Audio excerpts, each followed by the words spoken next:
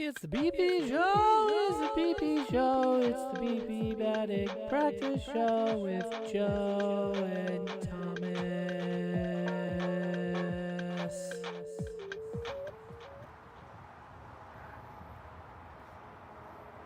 Hey Gates fans, it's Game 8 of a 9-game homestand to start the season.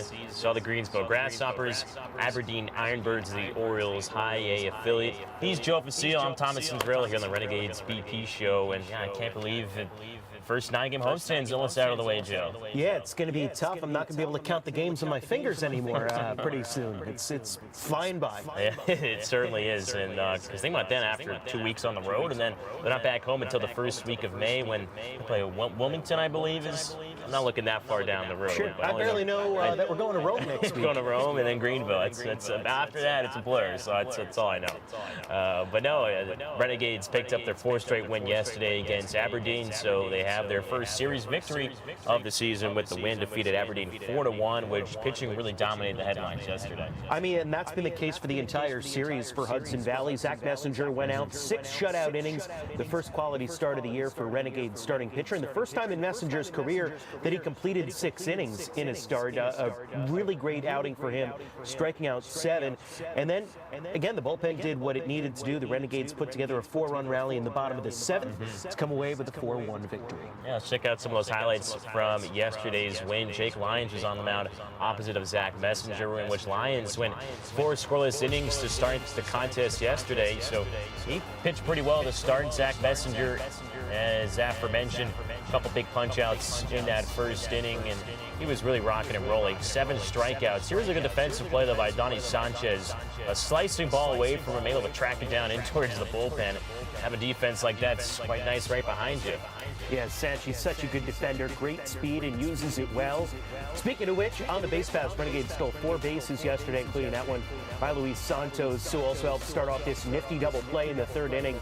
That was at a point where Aberdeen was starting to threaten a little bit. Messenger stranded runners on base in each of the first 5 innings yesterday, including 4 in scoring position, with some help from the defense and from the 7 strikeouts. Yeah, that really was. That was a massive part, especially that double play ball where leadoff guys were getting on, maybe getting a scoring position, but Messenger able to walk the tightrope, and hats off to him. Here is his 7th inning where the Renegades would start to strike and move. Kyle Battle 2-out walk. He then steals second to put him in scoring position. Caleb Durbin then drives him home on this ball to the left side of the infield. I love it. Round first base, knock the helmet off, and get yourself in down to second base after a fielding error in left field, and then the floodgates opened up. Spencer Henson crushes this 2-run double into left center field against Dylan Hyde, bringing in 2, making it 3-0 Renegades. And they'd tack on one more as Henson would come home to score later on in the inning after he was able to get to third. And it was just a 7th inning where you felt like it was coming for the Renegades throughout the game. Yep. Like they were waiting for that breakthrough, and they eventually got it. This throwing error that allowed Anthony Garcia to get on base was what helped Henson come in to score in the bottom of the 7th, make it 4-0. And Gates were really rolling from that point on as Hudson Valley creating havoc on the base paths throughout the entire night. Now, really, both teams started to take more chances on the base path, especially in a scoreless game again for the first 6.5 innings. And so that's what they tried and really needed to do. There's another one of those stolen bases in the 8th. And things got a little interesting in the 9th as Jack Neely started off with the strikeout. Runners on first and second, gets that second out. But then the bases were loaded. So Bailey Dees ends up coming in. Red scored on a wild pitch. And Dees slams the door, leads a tying run over at first base. And so the Renegades win their 4th straight, defeating Aberdeen 4-1. Obviously only 6 games into the season for Hudson Valley with their first 4-game winning streak of the year, looking to make it 5 in a row tonight. It took them until mid-June to get their first 5-game winning streak last year, looking to do it right off the jump here this season. Yeah, remember they opened this season against Greensboro this year. It took 2 out of 3, and Greensboro and all of a sudden Hudson Valley, I know it's obviously early, but both of them tied for first in the North Division of the South Atlantic League with a 5-2 record as well. Looking forward to tonight's pitching matchup. Juan Corella makes his second start of the season against the right-hander Trace Bright. And Corella was pitched against Greensboro in that opening series. And again, just kind of some highs and lows that we saw. Really had that breaking ball working. And then just at times, guys getting on base. And Greensboro was able to capitalize. But again, from a lot of the Renegades pitchers this season, we've seen really bright spots. Yeah, Corella just had the one bad inning against Greensboro in the 3rd, gave up a 2-run home run to Abraham Gutierrez. Michael Escato stole home on him in that inning as well. And that was how Greensboro got its 3 runs against Corella. Renegades eventually came back to tie to get Corella off the hook, but ended up losing that one. Corella looking to bounce back from that outing, and hopefully we'll be able to do so in a good way today. He's got really good stuff. I mean, you're seeing this wicked breaking ball that he racked up his strikeouts on in that first outing. That is really big for him. And not only that, but a really good ground ball pitcher is Juan Corella as well. And that's going to be something, especially with how good the infield defense has been for Hudson Valley this year, something that could play a big factor in today's game. He can be generating a lot of ground balls early on in counts and work himself deep into this game. And then on the other side, Lions, a 5th-round draft pick last year out of Auburn, a native of Montgomery. His first start against Wilmington this year. 3 runs allowed, but none of them earned, and 3 1/3 just to hit 2 walks and 10 strikeouts. He struck out 10 of the 15 batters that he faced. So with Corella's stuff and Brian on the mound, we might see a lot of strikeouts tonight. So hopefully it's not the Oakland A's who walked, 16 guys yesterday? Almost major league record for 17. So we're going to have the opposite today. Maybe a lot of strikeouts, I believe, as well. But also some promotions to talk about. Boots, beers, and baseball's evening of country music. Also Saturday. Do you like country dance music? Party. I do, honestly. I'm like one of those people, like my Apple Music playlist, where I have like everything and just in one playlist. Who is your favorite country singer or artist? Country artist, Zach Brown Band. I've seen it before, so I like listening to him. I mean, I'm all over the place. Like Dirk Bentley, I like. So there's a couple of guys I kind of bounce around. Honestly, like I'm never one person is focused on one person, like one artist. Like when that album comes out, like I have to listen to it. It's just like if it comes to me on the radio or someone plays it somewhere at somebody's house, and I said, "Oh, it's a pretty good song," or we're here at the ballpark, got some tunes going. I said, I like this song. So ironic, we're not playing any music right now. We're not playing any music right now, though. But that's I'm a big batting practice, kind of listening to the songs and stuff. Sure, we blasting classic rock today. It was classic rock today. Honestly, we're on Z93, our radio, so that's a classic rock station in Poughkeepsie. That it certainly is. 93.3 FM, bad. home of the Renegades. Are you, so you're not a country guy at all? No. No. Can't stand it. Can't stand it. You ever try listening to it? Yeah, I lived in North Carolina for a year and a half. I've worked in baseball now for 10 years. I've listened to my fair share of country music. Some of it's okay. I could take it or leave it. Some of it I would not say I'm the biggest fan of. Like there's certain country, like I like some old country. Like I can get down with like 70s, like give me some, Cash was a little earlier than that. I can get down with Johnny Cash. But like talking like Waylon Jennings, little Billy Joe Shaver. Okay. If I want to go real deep on it in Joe's outlaw going back. country, I can get down with some of that. But like a lot of the new pop country, I'm like, this is very blah. Blah. I'll take some of the old stuff though. Okay. I do enjoy like that. it. Okay, well, I'm going to read you off some country song titles right now. Tell me if these are real, because they can be all over the place, as you might know. There could be some ones where like that's the name of the song. They're all about the same thing, but they have different names. Yeah. All right, you might get this one. I also like this as well. Wagon Wheel. Yeah, that is. Well, technically that's a bluegrass song, but yes, that is a real song. Darius Rucker with the. Wow, you see, but that's the cover. Yeah. Darius Rucker's just the cover. It's the Old Crow Medicine Show for those who know the real deal. So, see, I know a lot more country than I give myself credit for. Yeah, it's true. Chicken Fried. That is a song. Yep. Zach Brown Band. Love in Back Pasture. Can we say that on the show? I guess we said hot wieners the other night. I'm going to say that's not a real song. That is not a real song. That's on the Zach Neubauer, our director, thought of that one. So that's a good one. You picked it out. On a Combine. That is a real country song. That's a fake one. That's what I thought. Tennessee Whiskey. Okay, that's a real country That's song. a real one. Chris Stapleton? That is, yes. I enjoy his stuff as well. Beerski. Not real. That's not real. Drink in My Hand. That is real. That is a real song. All My Exes Live in Texas. That's a real one. That's a real one. Okay. See, if I did more, like, I try to go down, like, some old school ones, so then I realized I was playing Right in Your Hand a little bit then. You did, yeah. Old school country. Once you started going with some of the older ones, I'm like, I know that one, I know that one. Oh, that's too bad. I mentioned it is Saturday dance party as well, so you're not a big line. You a big line dancer? I've been line dancing. It's fun. Yeah. I'm not good. Yeah. I've learned that there are people who will listen to the Cotton Eye Joe out at a country bar, and there's a whole different dance to it that I didn't know existed. What happens? You grew up in the Northeast, I guess.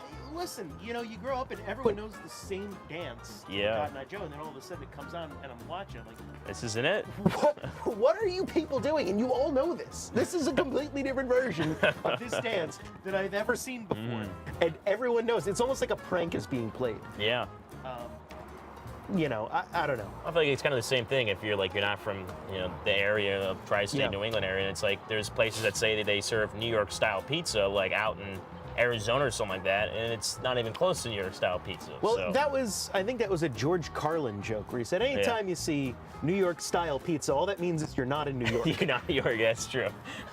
That's definitely true. Also, today is Jackie Robinson Day, so made his debut today, 1947. Joe's got the beautiful shirt. I got to get myself one of these. Yep, it's from the Roosevelts.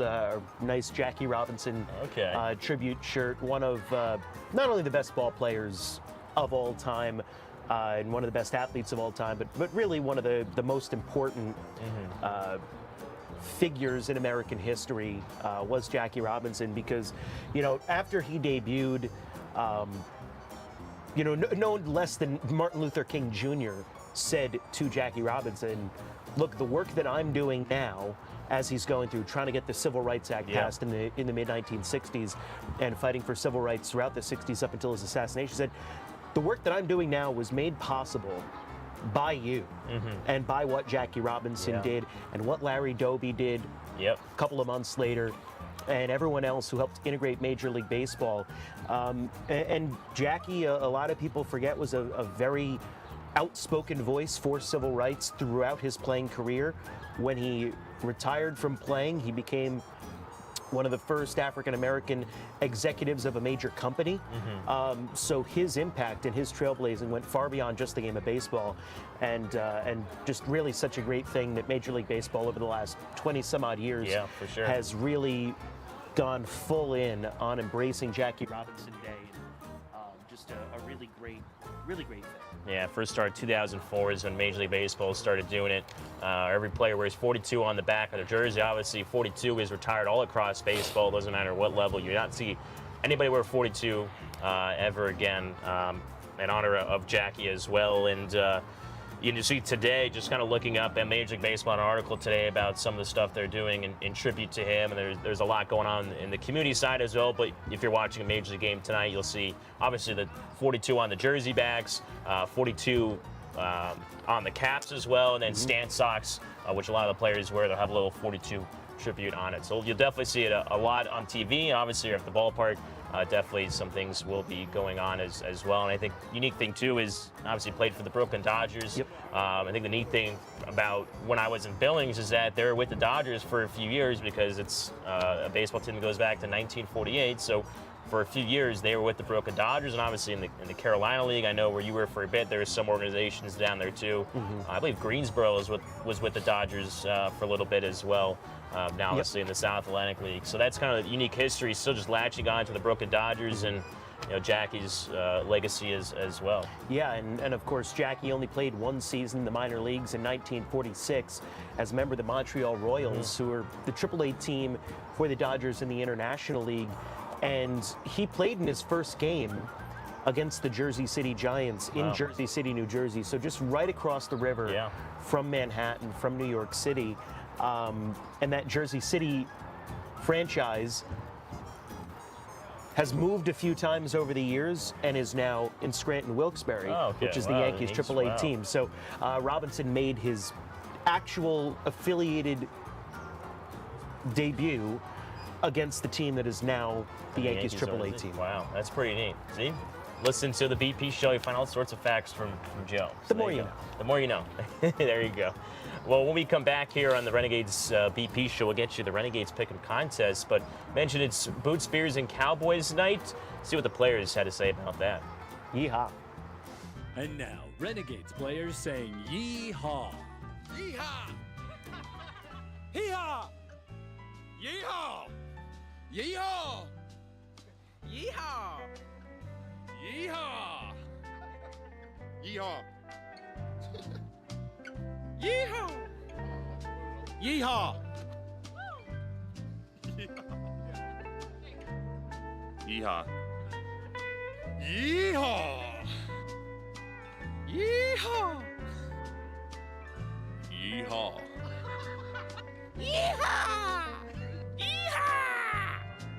Yeehaw! Yeehaw! And now, Renegades players saying yeehaw backwards.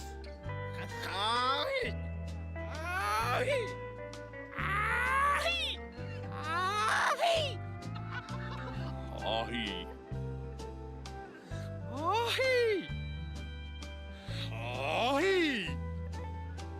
Ahi! Ahi! Ahi! Ahi! Ahi! Ahi! Ahi! Ahi! Ahi! Ahi! Ahi! Ahi!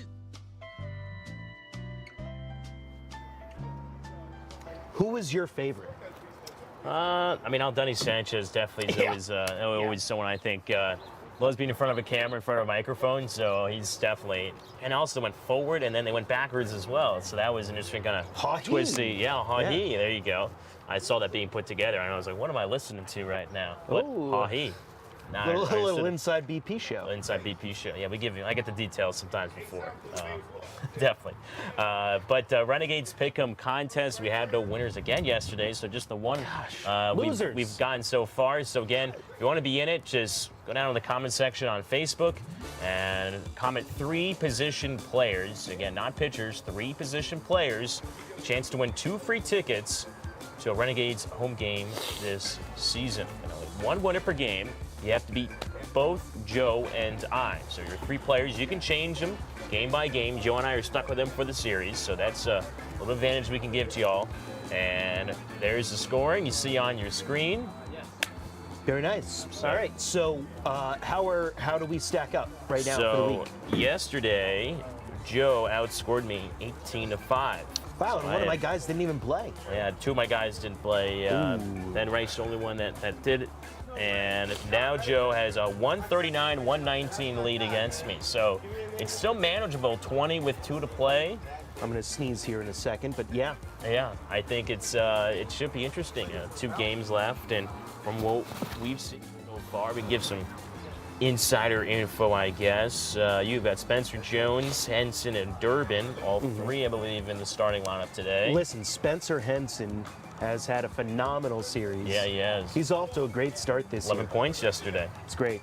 I love to see it. Yeah, I'm really happy that Durbin he's had playing the well. basically game-winning RBI, or go-ahead RBI on the single in the 7th yesterday. So he got 7, and Spencer had the day off. And Rice got me 5. Polensky and Cowles did not play, but all 3 of those guys are in the starting. So all 6 of our players. So if you want to pick and choose between those 2, take 2 of Joe's, 1 of mine. Definitely can do that. We're going to give you some insider info. Yes, all 6 of those players are in the starting lineup today. So Sorry. No, that's on. Allergies. Yeah, it's bad. It's bad. It's getting a little bit better though as the day goes by, or? It's getting worse the longer we're sitting out here, but it's been up and down. I just need to blow my nose. Just need to blow his nose, definitely. But again, if you want to play, just comment on Facebook's comment section. And your 3 players by first pitch, that's the one last tidbit we have to let you know. But we'll keep you updated tomorrow for the final day, basically, if I'm able to mount this massive comeback that I had. So we'll have to tune in tomorrow to find out, see what happens. But that's going to do it for the Renegades BP show. He's Joe Facile. I'm Thomas Cinzarello. We'll see you back tomorrow. First pitch is at 2:05, so we'll be on about 2 hours before that 2 o'clock. What'd you say, noon? It's a noon, or noon, yeah. We'll Noon. call it noon. We'll call We'll it noon. High noon. We'll see you there. It's the BP show, it's the BP show, it's the BP batting practice show with Joe and Thomas.